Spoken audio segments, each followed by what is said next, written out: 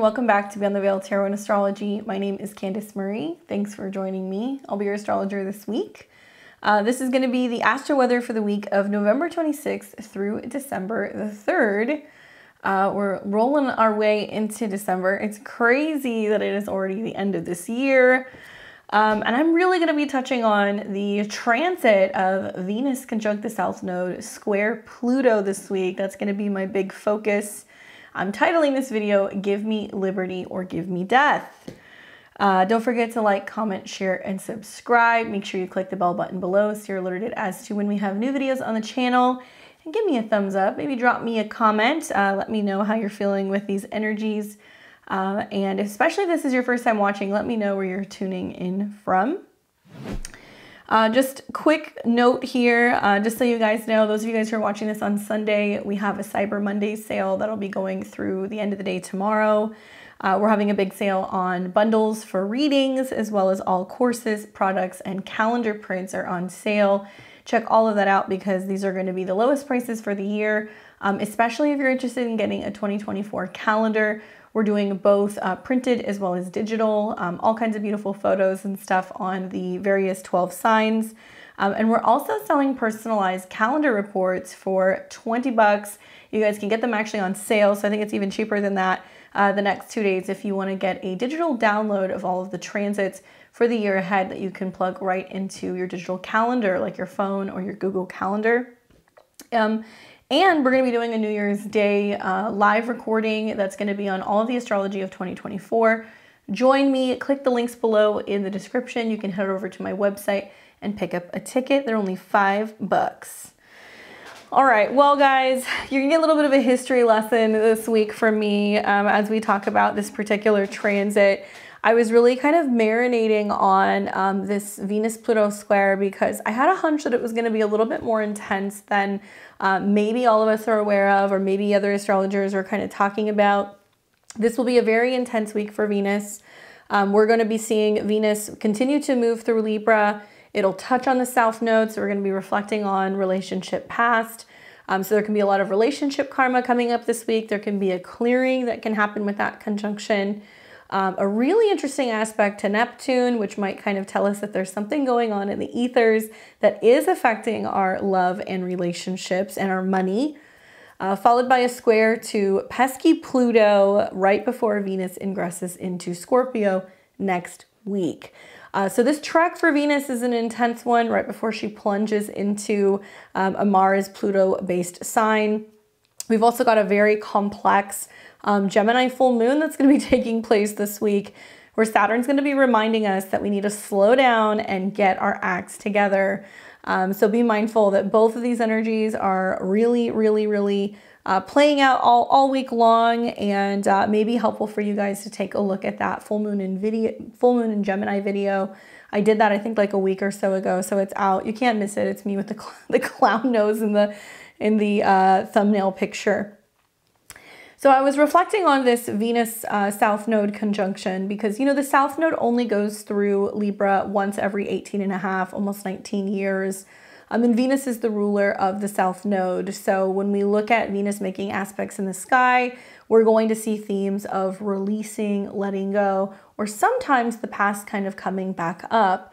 And I did a little bit of astrological digging because I was like, man, it's been a while since we have seen this particular configuration, because we had to see Pluto in Capricorn, and we also had to see the South Node in Libra. And it just turns out that we have not seen this particular transit since the fall of, when is it? I think 1763. So it's been a while, long before any of us were around. So in the fall of 1763, this is the last time that we saw Pluto in Capricorn. It was right in the early degrees.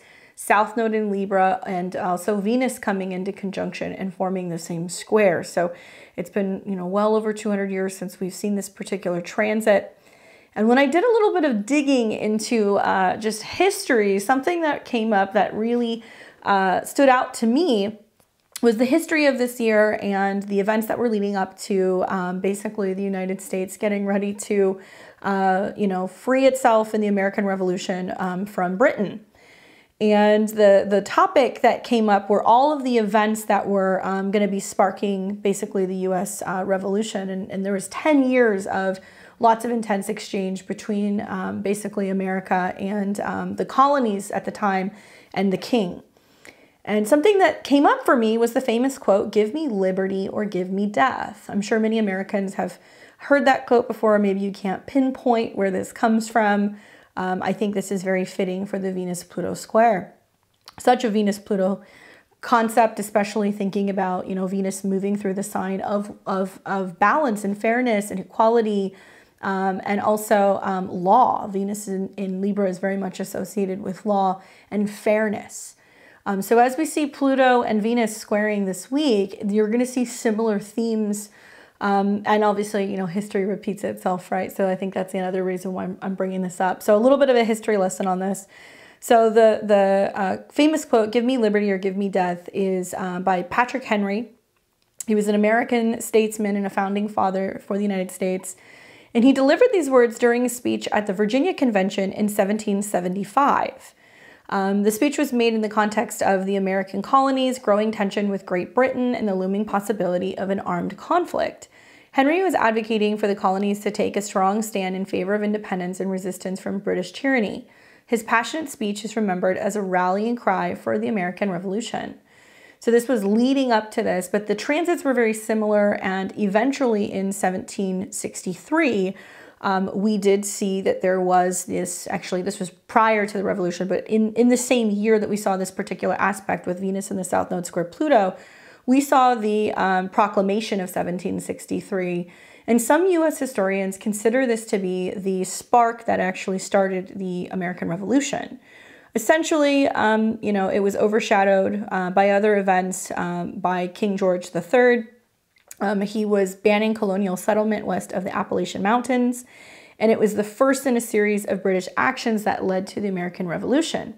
Now, Henry was very much involved in this, like I said, connected to the Virginia Convention, where he introduced a series of resolutions in 1765 following this particular transit, known as the Virginia Resolves. And these resolutions basically protested the Stamp Act.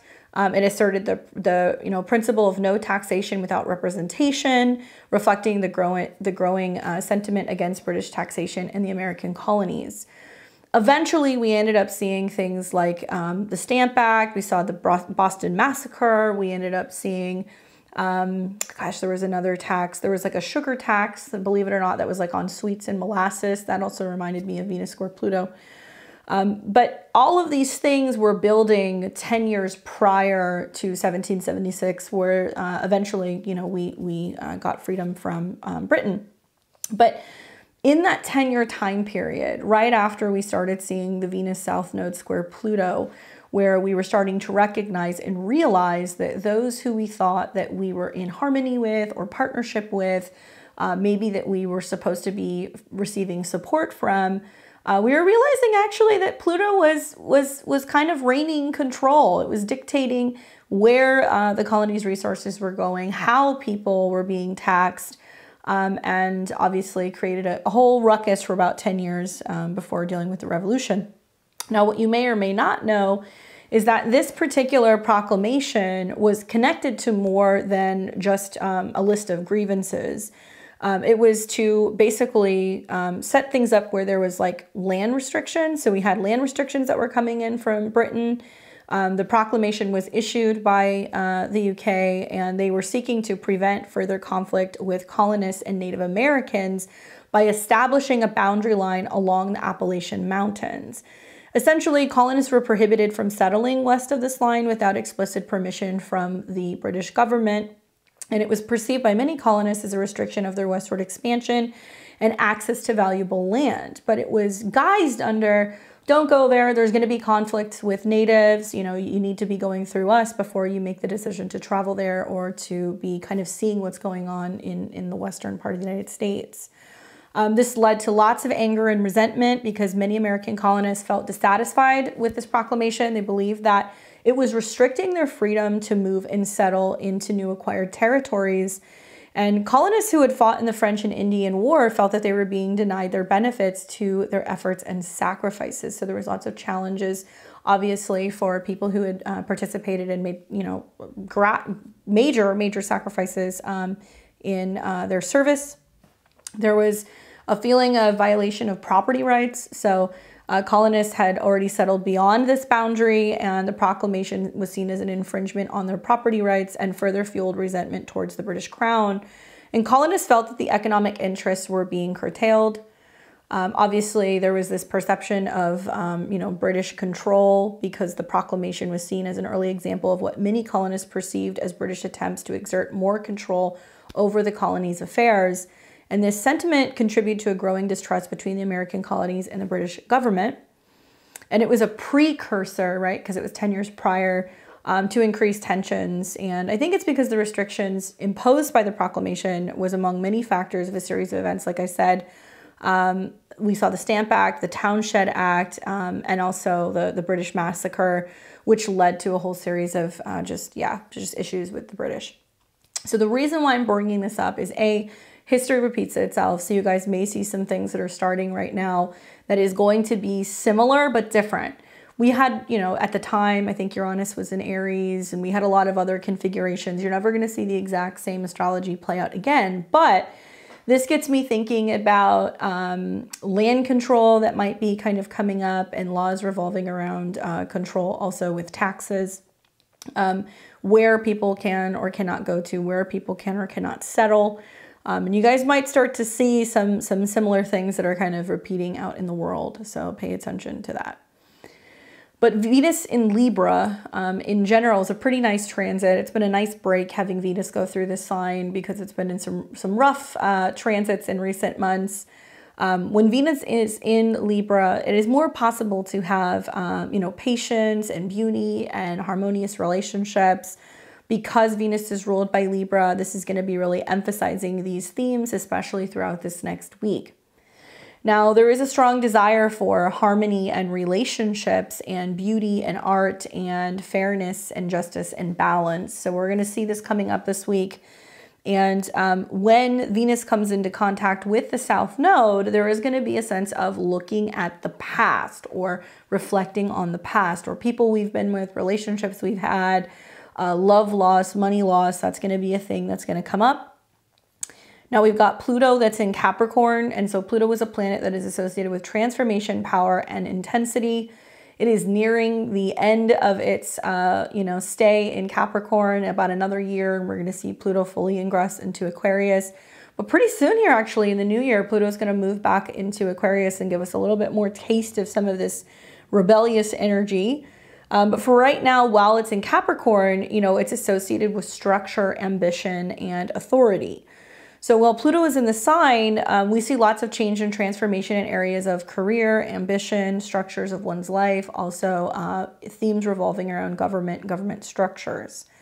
And then we've got this square aspect, which is considered to be a hard 90-degree angle, which is a challenging dynamic in astrology. It indicates tension, it brings up conflict and the need to grow or change. So it manifests as internal or external challenges, and it can be pushing all of us this week to really overcome past obstacles, to let the past go, and to move forward into new territory.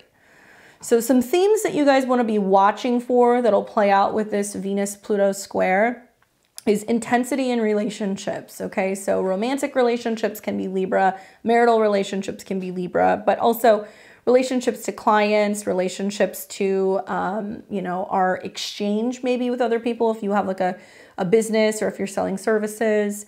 And there's definitely a feeling of like a square off with squares where both parties are kind of pushing the boundaries and creating some sense of tension.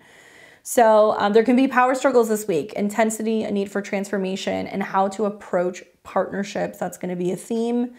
And I think with Venus on the South Node, it's showing us where it's like where certain relationships aren't working because there is an imbalance, or where certain relationships aren't working because we're repeating past habits and routines and cycles in some of these relationships.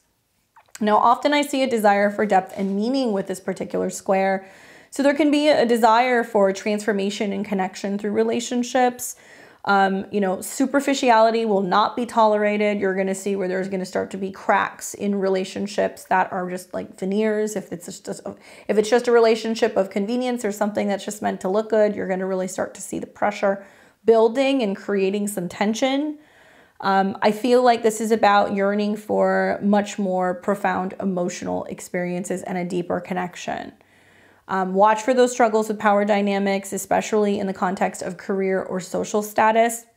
There may be a major turning point that we're experiencing with this in our life.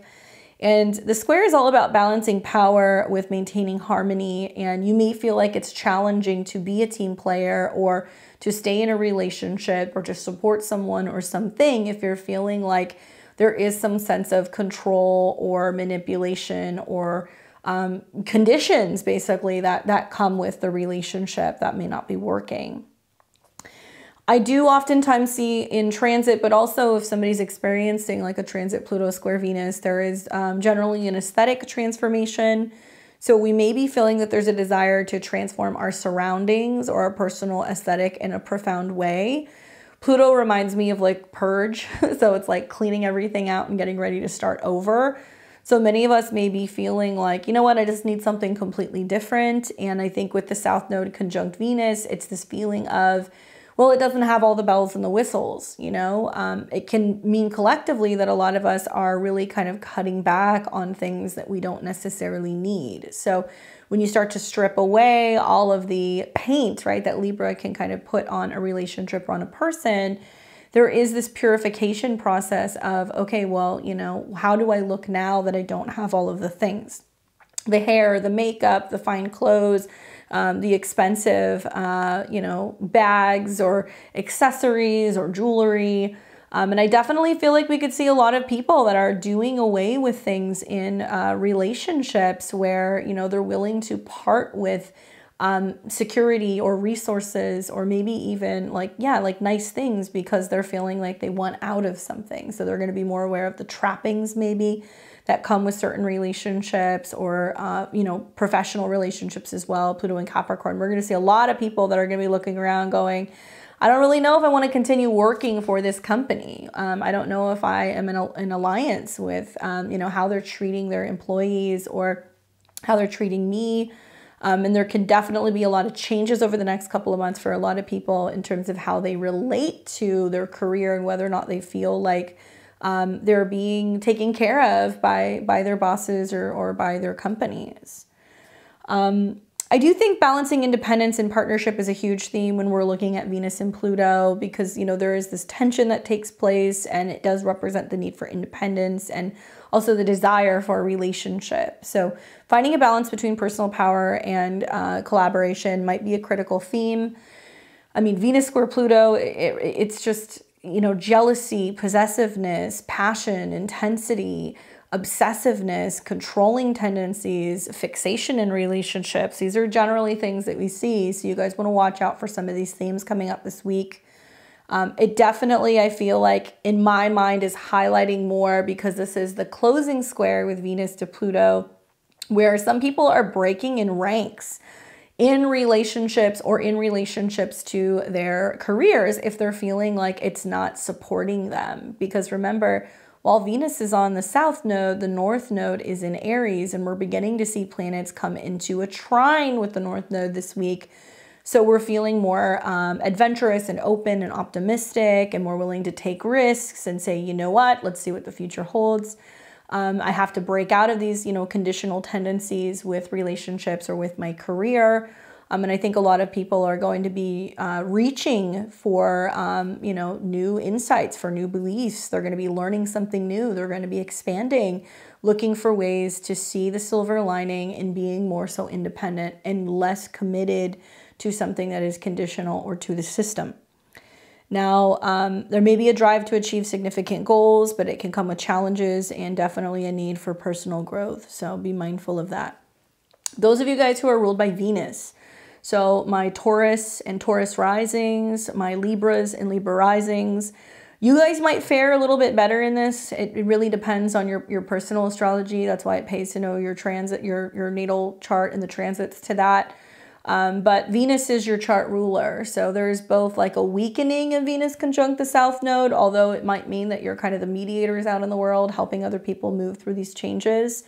But there can also be a sense, because Venus is squaring Pluto in its own sign, that you are almost like clearing something, you're closing something out, there's some kind of power struggle or long-standing thing that you're finally getting rid of, setting something free with love, ending a chapter. That's definitely the theme.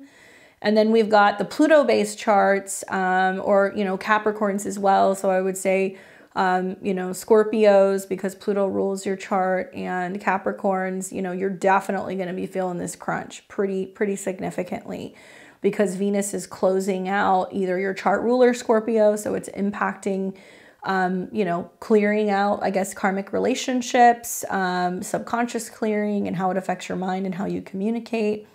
There can be a letting go of relationships, or letting go of some kind of karma in relationships. And for my Capricorns and Capricorn risings, you know, for you guys, Venus going through the South Node in the 10th house can mean that you're breaking with some kind of, you know, relationship publicly. You're changing jobs, you're letting go of your job, you're retiring, maybe you're realizing you're not in love with your job anymore, maybe there is some significant change at work, or with a woman at work. So I would encourage everybody to go and listen to your December horoscopes for this month. They're already out. I do touch on this transit pretty significantly, because it's not just, you know, Venus conjunct the South Node. It's Venus conjunct the South Node, and we lose something or reflect on the past in conjunct Neptune. So there's something otherworldly going on. There's some kind of karma or fate at play, something in the ethers that we're not really aware of. And then the square to Pluto, where that for me is the clearing out, and then Venus goes into Scorpio next week, and we'll trine Saturn. So there is there is a need to really break with maybe a tendency to be people pleasing, or keeping up with relationships for superficial reasons. And maybe I think that this is going to be like the great purge for a lot of people. But it really reminded me of that give me liberty or give me death. You know, after all, Pluto is the planet of death and releasing and letting go. It's the final stop, right? The farthest planet in our solar system. And as Venus is coming into conjunction with the South Node, it does not want conditional love. It wants to break free of that. It says, you know what, if it means that I'm either going to, you know, end this relationship or end this job or end this cycle, or stay in it and be miserable and not feel like I have fairness or balance or support, okay, well then, you know, I'm done. I'm releasing it and I'm letting it go. So we have an opportunity this week to definitely do some spring cleaning. So hopefully that kind of inspires you guys to be aware of that and be ready to kind of take the trash out. So let's go ahead and jump into the transits for the week. We're going to be starting first with November 26th. So those of you guys who are watching on Sunday, happy Sunday. I know we've got a lot of Sunday crew people. We're going to be waking up in the morning, depending on when you wake up, just after the moon is separating from your Uranus. So it might be a little staticky here in the morning. We have seen the moon moving through Taurus the last couple of days, and kind of like feeling a little irritated or agitated with all this Sagittarius stuff. So as the moon is moving away from Uranus, it is still coming into a quincunx or an inconjunct this morning with Mercury. Literally as I filmed this, and I was thinking about this right before I started, I was like, I really hope the video doesn't have issues being viewed on Sunday, because it's kind of looking like there could be some problems here. So let me know. Hopefully you can see me. Give me a sound check. There may be something going on with electronics or communication this morning, but hopefully not. I don't know. Fingers crossed. But not the best for communication early in the morning. We're also going to be feeling, you know, the moon start coming into a trine with Pluto. So, you know, the moon's exalted in Taurus. I'm okay with it. I just feel like there is some sense of not communicating so well or not seeing so clearly. So watch for something changing this morning regarding power, planning, control. And the moon trine Pluto makes me feel like this is a wonderful day for, at least in the morning, getting organized and prepared and ready for the week. You'll see a full moon that's going to be taking place in Gemini late tonight, early tomorrow morning. So if you're watching on Sunday, You want to be doing your full moon stuff this evening because the full moon will be happening in the early hours tomorrow. And my goddess, the squares are unreal. So happy full moon, right? Gemini, sun, moon, rising, especially if you have any placements around 3, 4, 5 degrees of Gemini, that's going to get triggered. But this is a tricky one because we're going to definitely be feeling the Saturn and the Mercury squares. So if I take this forward, and the moon goes into a trine around the afternoon, and then the moon's going to move into Gemini in the evening. We're feeling the full moon energies building pretty much all day long. And something that's going to happen tonight is the moon will go into Gemini, immediately square Saturn. So we're feeling like something is thwarted, or it's hard to communicate, or it's hard to move around. And then we're going to start to see the moon make an opposition to Mars. So we're feeling rushed, but also limited at the same time, or short on time. And then we come into that full moon in Gemini. And the big kicker for me is like this freaking Mercury square Neptune, man. We're already in the Mercury retrograde shadow. So Mercury will not turn retrograde for about 2 more weeks. We're going to see it in mid-December, I think around the 13th or the 14th. So Mercury shadow starts at 22 degrees. So as of the time that you are watching this, the retrograde is already beginning to kind of kick up in the pre-shadow. We've got Mercury, which is the messenger, right? It's the mouthpiece for the cosmos, which rules communication, travel, education, philosophy, especially in this sign. And it's squaring Neptune. So it's kind of like something's missing, miscommunications, things that are being misrepresented, kind of falsely represented. Things that are vague or intentionally distorted is what you guys want to be watching for. 24 degrees is about things going missing, disappearing. So we might hear about disappearances or something being put out into the world and information-wise and then being retracted. Something that I have found extremely bizarre is like the ongoing weeks of protests in Spain that have been taking place, and you see no mention of that in the United States whatsoever. I know we're seeing lots of other, elections and other things taking place around the world. We saw this recently with Argentina, with their new, I guess, PM. So yeah, we're definitely, I think, on a global scale, with this Mercury square Neptune, certain countries are either experiencing blackouts of information, or there's some information that is intentionally not being released, probably because they know that it could cause some kind of unity. And so when we have full moons in Gemini, we do see that there is a need to connect, communicate, to share, especially Gemini deals with social media. It deals with newspapers and local television and print. So when this moon comes in at 4 degrees, it's going to oppose Mars, which means there are movements going on globally and also in other parts of the world. And it's starting to make headlines, but you're going to have to look for it because it's going to square Saturn. Now, whenever we see a full moon square Saturn, it's like this thing is taking place, but something is being held back. So it does feel like a much more challenging full moon than usual, in my opinion. Although mutable signs deal with squares a little bit better, but Saturn being the focal point of this particular full moon and Mercury hosting this full moon square Neptune is a lot of like, wait a second, why didn't I hear about this? Is this information correct? Why is it just now kind of getting out there? How long has this been going on? And so I think the lesson here is to just be mindful that for the next couple of days while we're in this full moon energy, something is missing. Okay, something is missing. It's been my experience that it literally is something that I lose, right? And then it pops up. Or something that I overlook. This Mercury square Saturn early in the month really got me. So I'm curious to see what this Mercury square Neptune is. And is it about just something that gets overlooked or forgotten? Or is it about something that is misleading? I don't know. We'll see. Now, Mercury in Sagittarius, the positive here, and this is what I really want you guys to be thinking about as you're going into this next week, is that, Mercury, the only damn positive aspect Mercury is making is a trine to the North Node. And so still at 24, it represents something that can be spiritual or in a dream or something that we only figure out when we're alone or when we're reflecting or when we're meditating. We're going to see a lot of 24s get kicked up this week. There is some weird stuff going on in the cosmos that does not make sense, and the only way to make sense of it is to literally take time to pause and reflect and be mindful that there are some really crazy, hectic, intentionally stirring the pot kind of media plays that are going to go on in the next couple of weeks. But today and tomorrow, with Mercury trine the North Node, the key here is to cancel out the noise with Mercury square Neptune, to really sit down and focus on thinking about what do you want? What is your goal? Where are you heading, right? Mercury trine the North Node.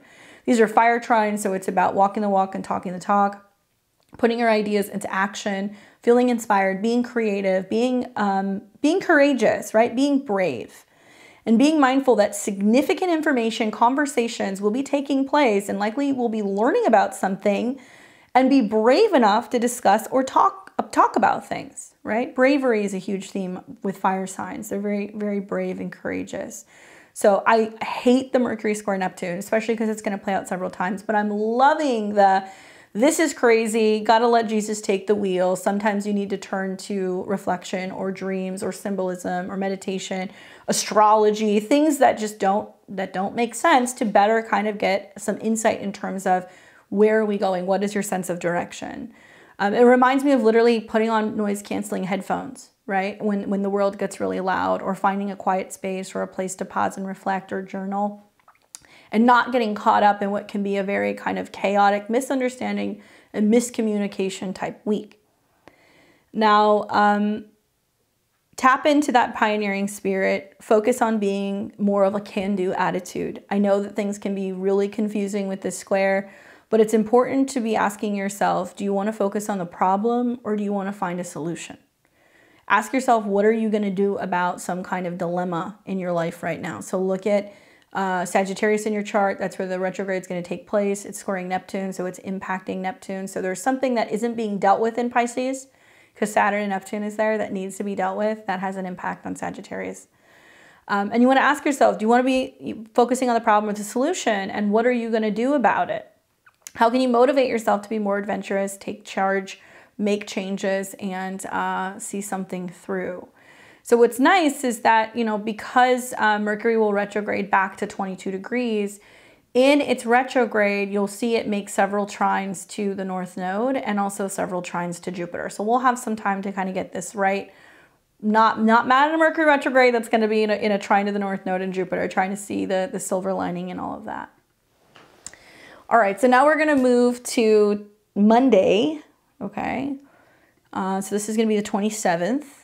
And we wake up in the morning and the moon is still in Gemini. Nothing has changed. In fact, I got to be honest with you guys, the full moon is just like, it's going to be about 2 or 3 days. All right, 2 or 3 days, because until the moon gets out of Gemini, we're seeing oppositions still to the sun. We're going to see, you know, we're coming out of the square to Saturn where something's been limited. We're going to see the moon in opposition to Mercury, and that's going to be miscommunication. So it's like Sunday, Monday, Tuesday. It's like full moon energy. And what we're going to start experiencing really is the Mercury square Neptune will perfect actually on Monday. So make a note, okay? Not the best energy to be signing things, you know, committing to things, signing contracts, leases, buying cars, booking travel, because something we cannot see yet. There's something that's not clear. Here's a prime example, and we're hearing about this in some aspects of the mainstream media. Supposedly or apparently there is like this new health issue that's going on that we're seeing in parts of Asia, where there is some weird, I guess like coughless pneumonia, right? Mercury is the lungs, that's taking place, and it's making a lot of young people sick, and they're claiming that it's like overwhelming people. I don't know, I don't live there, this is just what we're hearing. To me, I look at Mercury in a square to Neptune, where it's about some major global headlines and things that could be inflated, and things that are also confusing and misunderstanding, because, you know, it makes sense. They're saying they don't know where it's coming from, or, you know, how it's impacting people. And so we might hear through the retrograde that this is going to be impacting travel. So it'll take a couple weeks for this to unfold. But the Mercury square Neptune, like if you're planning on going on a trip to a foreign country, be mindful that this kind of energy is in the air. I'm not saying this to scare you guys, but it's reminiscent almost of like when people were starting to kind of hear about people being sick pre-COVID, and then we started to see stuff in the spring of 2020.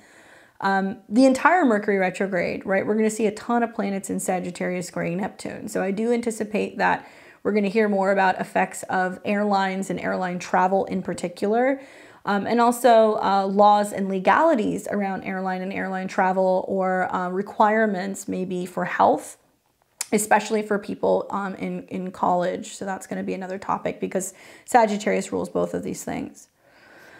So, you know, mind the retrograde shadow. This one's really going to kind of kick things up. And what it's trying to get you to think about in Sagittarius is the bigger picture.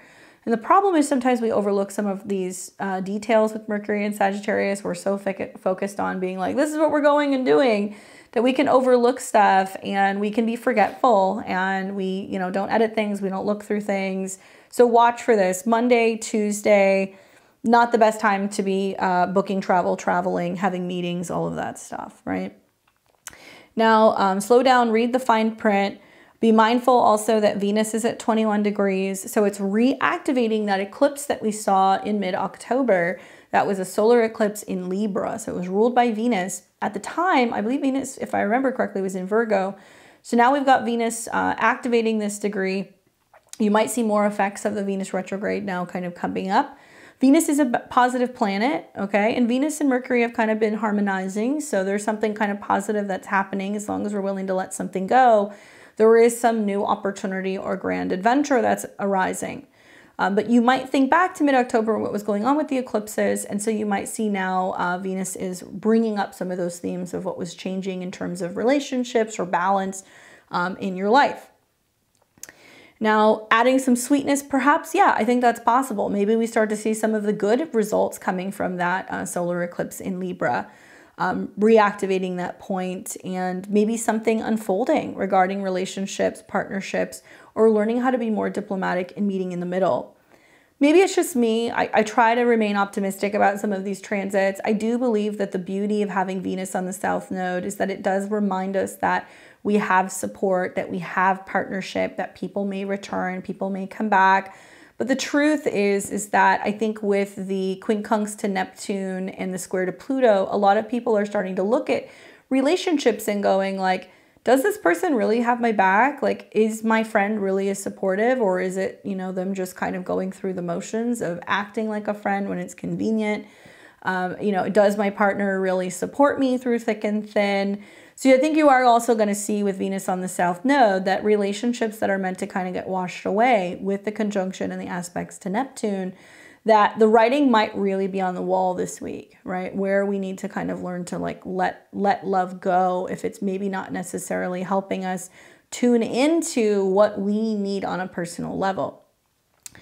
Throughout this week also with Venus on the South Node and Venus square Pluto, not necessarily some of the best times to be making some aesthetic changes. I really have to reiterate that. So as soon as you start seeing Venus come into conjunction with the South Node beyond this point, do what you will with that. But Venus in Scorpio, at least they'll try and Saturn, but I think it's about how we're adapting to some of these changes in relationships and aesthetics. So once you're getting into the conjunction of the South Node and the square to Pluto, real aesthetic or relationship changes are going to feel uncomfortable. So keep that in mind. All right, so basically the entire day, the moon's going to keep moving through Gemini, and I promise you this is going to feel like the full moon that just keeps on giving. The only positive that I see from this is that, you know, that the moon is sextiling Chiron in the North Node. So it's encouraging us to be independent, to be courageous, to communicate, to share. But then this continues into Tuesday, the 28th, okay? And this is where things get kind of hairy, so check this out. We wake up in the morning on Tuesday, and the moon is coming into an opposition with Mercury. So we're not communicating or seeing eye to eye very well. There is a sense of being like, this is the information, and Mercury is like, you're wrong, this is the bigger picture, or I know more. You know, it can have this kind of preachy connotation to it, especially when it's in shadow. The only positive that I really see on the 28th is that we are going to have the moon that's going to trine Venus, but Venus is on the South Node. So it's almost like, okay, there is a sense of maybe agreeing to disagree and like learning to pay attention to what people are saying. And like, this might be a day where somebody's like wanting to argue with you about the most ridiculous thing. And it could seem so trivial, but it can trigger some people, make some people feel like, you know, because of a misunderstanding or miscommunication, that there could be big blow-ups in relationships. So if somebody wants to argue with you and say, you know, the sky is green, I'd be like, you're right, have an awesome day. You know, because little miscommunications can actually be the spark that can create a lot of conflict this week. Now, when the moon is in Gemini, we're looking at Mercury. Mercury's in its fall. Mercury's also still in a square to Neptune and opposing the moon. So miscommunications, getting lost, misunderstandings, communication breakdown, issues with travel, extreme weather. These things are all expected.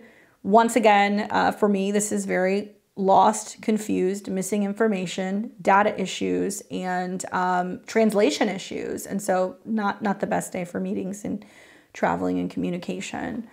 I'm anticipating cultural or religious rifts, culture wars, and definitely some meetings of the mind. So make note that this is not the best energy to be signing or agreeing to things, especially because I can feel like with that full moon in Gemini that we just had and the squares to Saturn, there could be like lots of ultimatums. That's like, you know, if you don't say anything, we're done. Or if I don't hear from you, we're proceeding forward. And so there can be a sense of something definitive that's happening. And these decisions that are being made is because you've got two people that are playing games and potentially not communicating or waiting it out to see if somebody else is going to respond to the other person. And you're going to lose that opportunity to be able to kind of gain clarity and learn how to communicate rather than just shutting down the conversation. A lot of these squares are really going to be showing us collectively that if we lose the potential opportunity to debate, if we start defining what is factual and what is not factual, if we start telling people that things are being fact checked and that they don't have the platform to be able to communicate or talk about things, especially Gemini's media, right? So this could be the news media, this could be, you know, newspapers, but this could be social media. Make no mistake, Saturn square this particular full moon says that there is something behind the scenes globally that's trying to govern and control what can and cannot be said.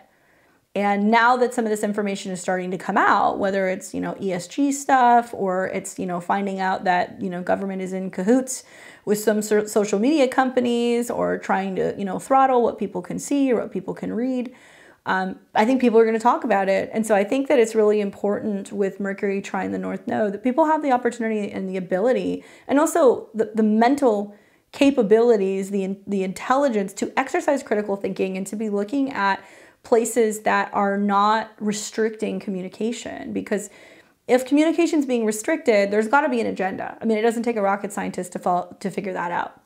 We're seeing it across the board. I have to tell you guys, like as a YouTube creator, it's a scary time because you walk the line of wanting to be able to do work that is different and unique and kind of cutting edge or separating yourself from other content creators. But there can also be this sense of being like, well, if I venture into certain topics or I touch on certain things, you know, we're going to see that there's going to be some kind of throttling or limitation. I see it all the time. I notice it all the time with content creators that I follow. I've seen some of it happen with my own channel. And I just encourage everybody to really question the narrative that if there's nothing to hide, then why is it that we are experiencing such a limitation of freedom of speech? If we really have the capabilities of being able to speak freely, why is there such a move and such a concern to really censor what we can be seeing? I would ask myself that. We're going to see also that there's visibility issues. So I would expect some extreme weather in some places. So especially with Mercury ruling cars and transportation and communication, I definitely feel like this is a day that you want to be mindful that there can be more limitations, stops, dealing with road, traffic, weather conditions that can be quite annoying. And then we're going to see the moon continue through Gemini. It's going to pick up an opposition to Mercury later in the afternoon and also a square. So it's like, it's all day. Basically, you're still feeling the full moon in full effect. It trines the South Node and Venus, so it does make me feel like there is potential for loss of support or relationship support or balance within relationships or fairness if people are having a difference of opinion, and some people might be really quick to write people off and become very reactionary, right? The Sun and Mars are still in close proximity to each other for another couple days. Now, the moon's going to keep going through Gemini. In the middle of the night, it will ingress into Cancer.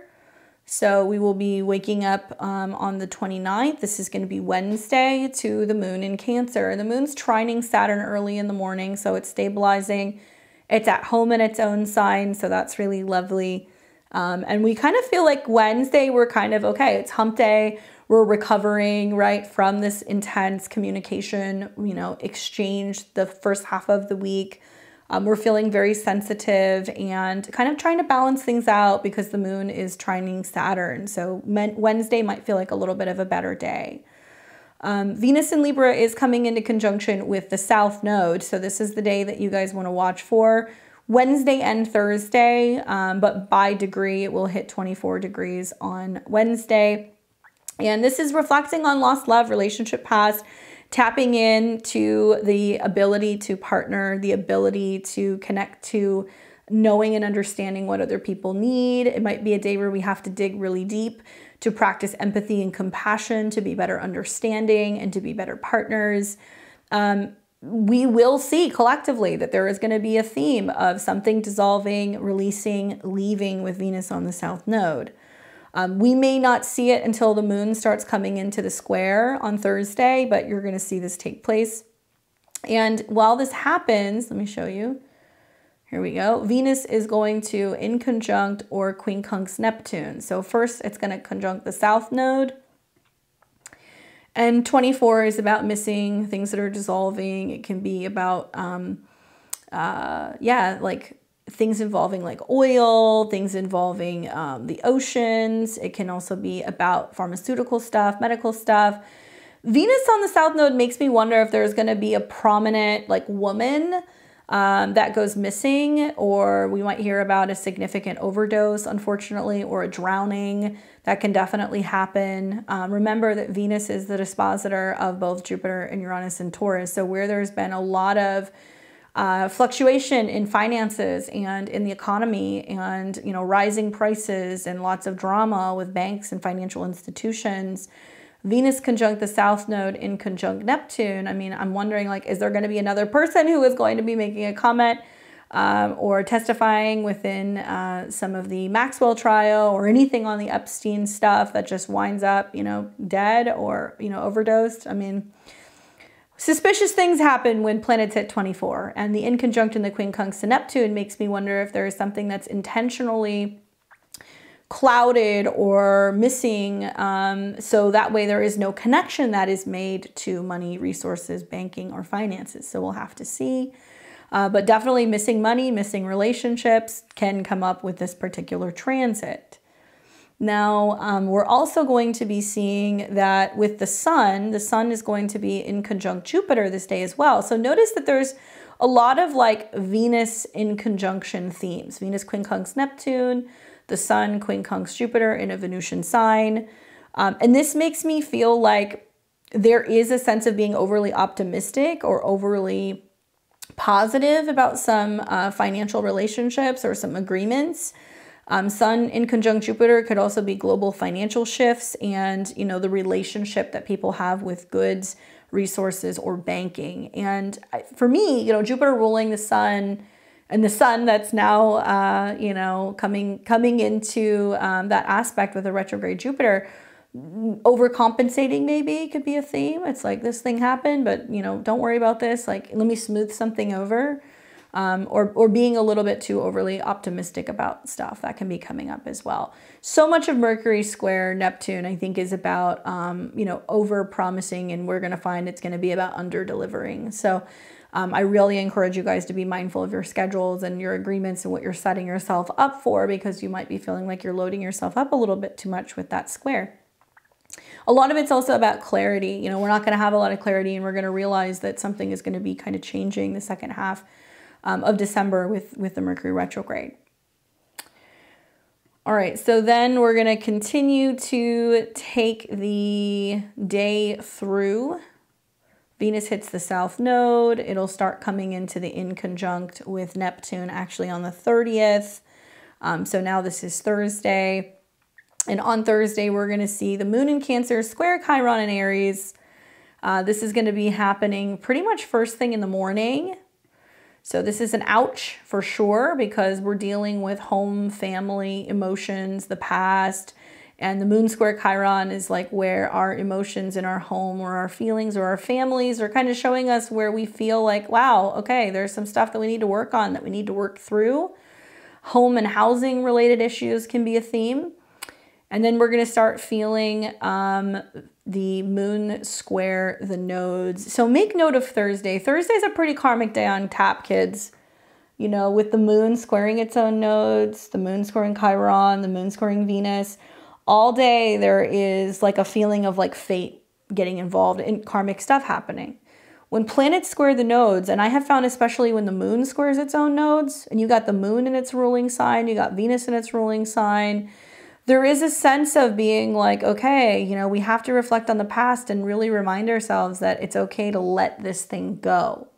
So I don't know what it's going to be. I'm wondering, you know, about detaching and releasing. Is it physical goods? Is it home goods? Is it changes with family? And the positive that we're going to be seeing, I think, from all of this is that it's showing us that we actually have to look at what the past patterns are, our past emotional patterns, our family patterns, you know, what have you. So that moon's going to stay in Cancer all day. It'll sextile planets in Taurus, so staying grounded is important. It will start coming into a square with the nodes in the evening, and then it'll finish off with a trine to Neptune, where it's really good for pausing and reflecting, resting, recuperating, checking in with your emotions, and then it's going to square Venus. So it feels to me like on Thursday night, it's almost like not feeling satisfied. And there's a need to really take a step back and look at your emotions and ask yourself, you know, what feels off and where do I need to experience a little bit more sensitivity and, you know, be checking in with my emotional body, because moon square Venus and the south node is like something just doesn't feel right. And this is going to take us into Friday, which means we're officially in December. So next week, you guys will get your month ahead astrology. Don't worry, we'll do that next week. But on Friday, we wake up in the morning and the moon is in opposition to Pluto. So probably not really feeling too thrilled about going into work after what's been a rather emotional week. We're feeling the tide turning. You know, this is still kind of picking up a grand cardinal cross. So there is a lot of action happening in the world. When moon opposes Pluto, you know, we feel emotional changes. We feel that there is a purge. We're feeling some fear coming up and questioning or wondering, you know, what the next steps are. I'm curious to see what happens with world events on Friday, because I do feel like a lot of this is going to be about how we are responding, and it can be about international relations or relationships.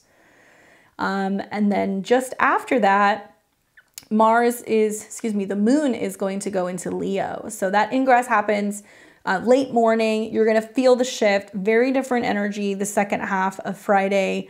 You know, that moon ingress into Leo, it brings more opportunities for creativity, for fun. We're going to be feeling more dramatic. We're going to be feeling more that we want to create and have some playtime. So immediately the rest of the day, the moon is kind of picking up a trine to Mars and the sun. So the afternoon hours ain't all that bad. Yeah, you're going to have a square to Jupiter, so you could overdo it on Friday night, right? A little bit too much partying with this fire trine. What else? And when we see fire trines, there's action. Okay, so this will carry really into Saturday. You're going to see this continue into the 2nd with that moon transit. So the moon's going to keep going. It looks like it's going to pick up a square to Jupiter in the PM hours. So actually like partying, drinking, overdoing it, having a good time. There could be a lot of that, especially if you've got people who's like blowing off steam because of like relationship or work related stress. Something else you're going to see on December 1st as well is Mercury will enter into Capricorn. So this is really great for getting down to business, you know, communicating and talking about deadlines and goals and focusing on what you want to get done. Mercury is still in shadow, but Mercury does a lot better in a Saturn sign because it's going to have a little bit more glue. So it's really great for strategizing and planning going into the month ahead and also for the new year. Now, Mercury will get all the way up to about 8 degrees before it turns retrograde in mid-December. But as it moves through Capricorn, it's coming into a trine with Jupiter and a sextile with Saturn. So communication gets so much easier, I think, really Friday on. I would encourage you guys to do as much of your work as you can with, travel, negotiations, meetings, signing stuff, while Mercury is either in a sextile to Saturn. So you're going to get that pretty much Friday and Saturday. Or you can wait until next week when we start seeing Mercury trine Jupiter. And you'll get to work through all of that stuff really up until the beginning of the new year. However, when this moon is in Leo, it is squaring Jupiter. So there can be some drama. So even though there's more of a serious kind of tone, the Sun and Mars are still in Sag. People want to travel. They want freedom. They want to have fun. They want to kind of keep things loose. And that trine to the moon makes me feel like, yeah, people are gonna be having a good time. So just watch for overdoing it, overspending, overdrinking, and be mindful that as the moon continues to move through Leo going into Sunday, it's going to start squaring Uranus. So there's definitely going to be some financial and also like friendship repercussions for probably a pretty rowdy Friday night. All right, so then we have the moon continuing through Leo. We get into the 2nd, which is going to be Saturday. And in the morning on Saturday, we're still picking up the trine from the Sun and the moon. I like that aspect. I feel like even Saturday morning feels like it's really fun and still kind of active and creative. But once again, moon square Jupiter and moon square Uranus feels like there could be some fun being had, but it can be kind of costly and some challenges in regards to that. I think Venus on the South Node in general is like the repercussions financially or with relationships if we are just acting out and not taking other people into consideration, or maybe we're breaking away from relationships where we've been giving too much and now we're like, I can have some fun, I can have some freedom. So it really depends on your own personal situation. But while the moon is in Leo, we're looking at the Sun. And so this is where we say the Sun and the moon in harmony early morning on Saturday. I'm kind of liking it. I'm not mad at it. The one thing you want to watch for is that this is when we're going to start feeling Venus come into a square with Pluto. So you're going to see as the day continues, Venus squares Pluto. It's going to square technically at 28. So it'll be happening early morning on Sunday. But by degree, okay, the drama of the conflicts in relationships, and this is at 28. So there's a lot of people who are rehashing things in the past relationship stuff, home and family drama, long-standing power struggles in relationships, long-standing power struggles maybe with career or parenting issues, like that kind of stuff can be kind of coming up because that's a Cancer degree. And that square is going to carry on basically to Sunday morning. And you guys see here, you've got the moon squaring Uranus. So lots of fun to be had, but there can also be a little bit of some conflict here. So I could see a lot of people being like, okay, having some relationship tension, going to blow off some steam and go out. And then you're going to see some people who are going to be like, if you didn't invite me, or if you don't call me back, or, a lot of people wanting to kind of rehash the past and talking about the past and getting to a point where it's like, doing so over and over and over is only going to continue to show you where you need to be breaking with patterns in relationships if you guys can't really let the past go and move forward. And it's not just relationships. This is friendships. This is family.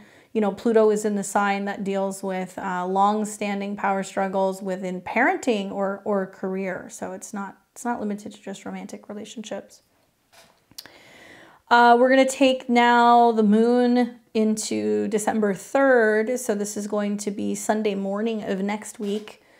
So we'll see on Sunday the Venus-Pluto square perfect. So this is really where we're closing something out and we're like, okay, we have to let the past be in the past, or we got to purge this or get rid of this superficial situation in a relationship. The moon is in a square with Uranus, so it's going to be about what the heart wants and how we're feeling and how maybe we're acting out, being a little daring. And that's creating some change to our finances, to our values, to our friendships. But I'm curious to see about what's just going on with some world events and some uptick in potential news with the markets. Sometimes we see lots of conflict in international relations with Venus square Pluto. So, people who have been alliances or, working together or having some kind of harmony, we can see relationships fracture. And, Pluto does deal with war, and we're going to see a Mercury retrograde in conjunction to Mars. So you might be seeing that certain countries that were trying to kind of build or make amends, we might start to find out that it's not looking as positive or as optimistic as maybe we have thought.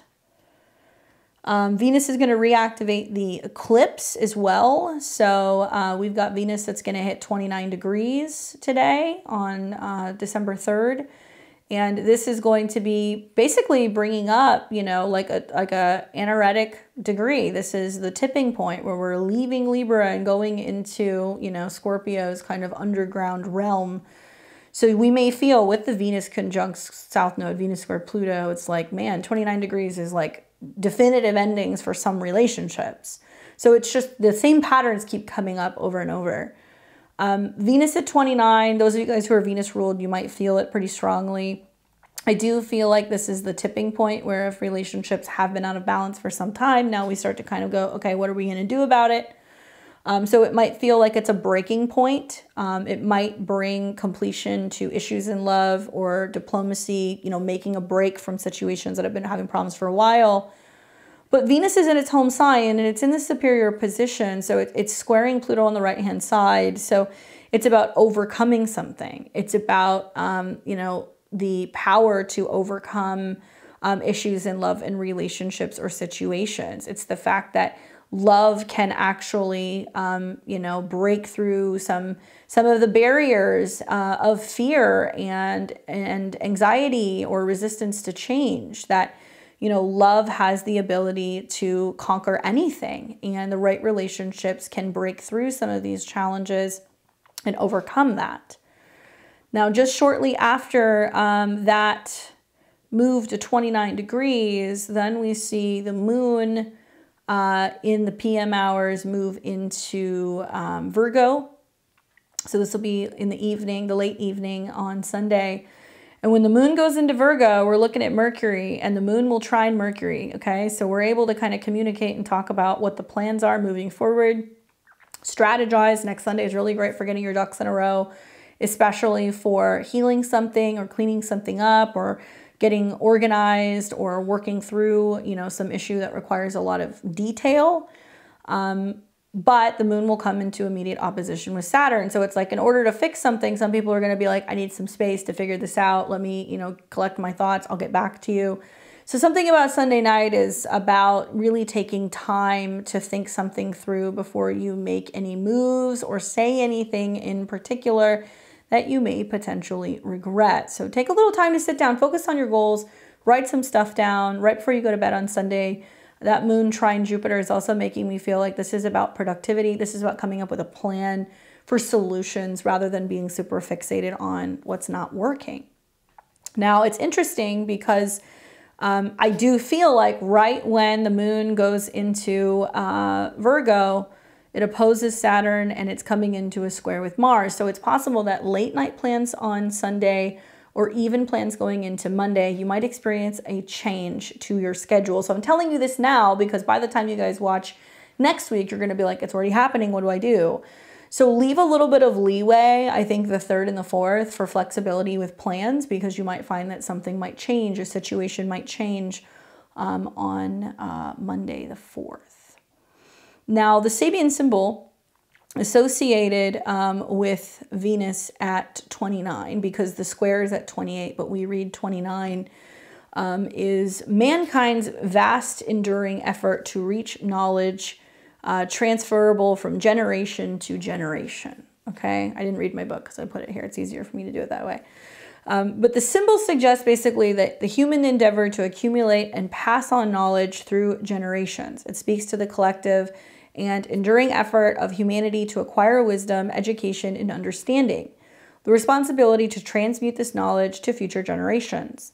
The emphasis is on the continuity of knowledge and the role of each generation plays in building upon the wisdom from the past. It implies the importance of education, cultural heritage, and ongoing quest for learning that contributes to the progress of humanity. The symbol suggests a sense of responsibility to preserve and share knowledge for the benefit of larger community and generations to come. Okay, so basically for me, when I think of like Venus in Libra, I think of art, I think of culture, I think of people who may be very knowledgeable in art or, social history or, design or what have you. And these are people who are really good at it when Venus is in the late degrees. And Venus is squaring Pluto, okay? So I can think of a couple situations, but they're all kind of like, they're out there. They might trigger some people, so I'm not going to get into it. But let's just say that there's some stuff that I've seen recently in some articles and stuff that's mentioned about like historians and people who do art and museum curation, pushing to change certain pronouns or like artifacts, and to be changing or transforming historical art references. Okay, so I think we're going to see more of this. I'm wondering with Venus square Pluto if there's going to be some people who are going to pop up and be like, why are we doing this? Why are we applying this to things that might be, hundreds, if not thousands of years old? Why are we, deciding what certain artists' pronouns might be or how people identified, especially in the past? And so, Pluto represents the power and control over something. Capricorn represents things that are older or ancient. And the square to Venus, I think, is going to be about, art manipulation. I think we're going to hear more about also through some of these squares between Pisces and Sag, more moves for people to be saying, hey, we need to be removing monuments. We need to be taking statues down. I'm not for or against it. I remain neutral on that, but it would not surprise me, especially things that might be, made out of marble or stone, and things that were carved and are considered to be, works of art. We may see some people who are coming out and they're outraged against some, artistic movements or some things that people are discussing in terms of art history. So that's something that I'm curious to see what might manifest. But, circling this all back and bringing this to how I titled this particular video, Give Me Liberty or Give Me Death, there are going to be situations this week, both in art, in relations, in, cultural movements that are going to be about basically being like, look, we need to have the freedom to create, to express, to come together, to gather. And we may start to see where we're tapping into the past and where we can reference some of these patterns in the past and recognize where when power becomes so outrageous and unchecked that it's now starting to influence culture, what we can read, what we can write about, what we can talk about. It's when it's influencing, particularly, government agencies, what we do in our relationships and how we identify and who we should or should not be friends with or who we should or should not partner with or where we should or should not be spending our money. That's what we want to be watching out for. Because it also, Pluto's power can have the opportunity to divide and separate relationships, to sever people. So I'm encouraging everybody to tap into that Venus conjunct the South Node and find the ability to be able to be the mediator, to be understanding, and to try to bring in balance. Don't get lost in the noise this week. Take time to really focus on preservation of relationships that you feel like are important to you. Don't let a small disagreement or misunderstanding kind of come up and separate you from a potential friendship or partnership. Realize that all week long there is going to be tons of miscommunication options, but with Mercury trine the North Node and also Mercury sextile Saturn, a little bit of forewarning, like a report like this, can really help you from hitting some of those communication breakdowns. You guys can catch me here all this week. I'll be back on Tuesday and Thursday. We're going to do some videos throughout this week. Probably touch on Venus going through Scorpio. It's definitely something I want to talk about. And we're also going to be talking about the next new moon that we're going to be having in Sagittarius. So I'm already putting together my content for this week. So make sure you subscribe, click that bell button below, and let me know, what do you guys think with some of this? I always am curious. I read all the comments. I can't always get back to everybody, but I appreciate your guys' comments and your kind words and your support for the channel. It's awesome to see the channel grow. We're going to hit 30,000 pretty soon, so that's pretty cool by the end of this year. And let's keep it going. So I will see you guys all back here on Tuesday. Enjoy your week ahead. Mind your words. Take your time. And I'll see all of you back here sometime soon. Take care.